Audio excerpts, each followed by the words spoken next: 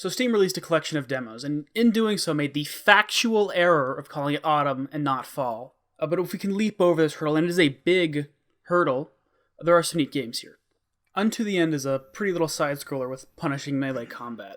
I liked this demo, but hated my time playing it. There are some linear exploration bits with sort of a trial and error approach to platforming, which reminded me of Limbo, and I just find that kind of annoying. I love the tone, the sound design, and I did like the combat, but there was one thing that was just a bit bullshit with it.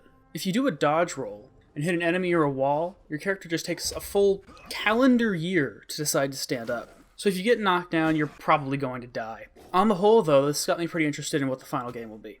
Superliminal, I think that's how it's pronounced, it's a neat little walking sim thing with some puzzles based around perspective. This seems to be a pretty interesting, and at least from what I've seen, a unique mechanic. I can see how it could be expanded upon to make a full puzzle game, but the demo's so short and just far more interested in its more walking sim aspects than the actual puzzles. The demo wasn't really long enough to give me any strong opinions, just introduces some neat concepts and then ends. It was interesting, though. Manifold Garden is another sort of walking sim puzzle game. Oh, this one has an interesting visual style and is just so much cooler. You spend the demo walking on walls and jumping from building to building, and unlike Superliminal, Manifold Garden's demo actually just takes the time to develop some of its puzzle mechanics, and so it's just so much more interesting.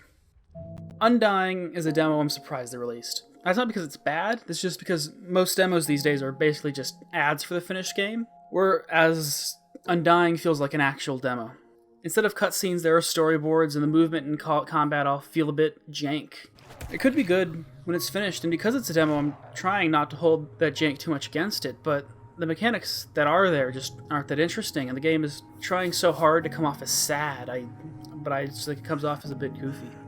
Zookeeper might be the game I like the best, but that might just be due to the nostalgia factor. It kind of reminds me of whatever version of Zoo Tycoon I was playing on school computers back in elementary school. Its graphics are a bit cleaner and have some more character than Zoo Tycoon did, and you can have a stegosaur. So there's my recommendation. And speaking of nostalgia, Battle Cruisers reminds me of some of the more polished Flash games I've played. The whole thing is played out with these silhouetted ships where you have to manage building cannons and planes and things in order to destroy the other ship. It's pretty easy, and yet I found it strangely captivating. It's mechanically not that complex. You only have one resource to manage, that being the robots that build more things. But if you start by building like 3 robot factories, you'll be fine. It might be more interesting if they added fuel or energy, but as it is, it's good for half hour or so of fun. Tunnel of Doom is a game where you walk with the arrow keys. It's a pretty standard indie roguelike, only now you can move some pots and stuff before the enemies show up. It's fine. Road Warden is a visual novel that I thought looked interesting because of its appearance, but as I started reading, it became a lot less interesting. I like being able to pick which attitude with which I can say the line, but I also wish you could use it more often. Usually there are only a few options and you can't choose your attitude for them. And you might have noticed all the images here are from the store page. That's because my screen recorder wouldn't record the game and instead would just record the Steam page. Creeper World 4 is kind of an ugly tower defense game, but you're defending against liquid. Yeah, you fight this purple goo, and it's probably one of the longest demos, just because some of these levels can take a bit of time. I liked this sort of puzzle tower defense thing it's got going on, but the sounds of those mortar shells are just drilled into my brain.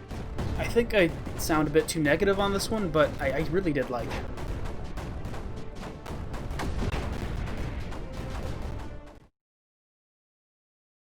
I guess the video's over, so here's how I'd rank them. Unto the End was probably the most polished and felt the most finished. I liked everything from Manifold Garden down to Zookeeper on the list enough that their order is basically interchangeable. That's the reason Superliminal is in, 5th place here. It's really just slightly beneath Manifold Garden, but it's a lot that's as good as Manifold. Battle Cruisers is also low enough on the list that it looks bad, but it's far better than Undying. It is. And I know I was harsher on Undying than I was on Tunnel of Doom, but Undying is just a more interesting game than Tunnel of Doom is. Uh, and Road Warden probably wouldn't be that bad if you like visual novels. I don't know, maybe you're into that kind of thing.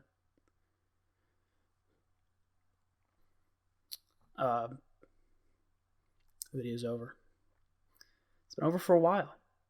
Why am I still talking?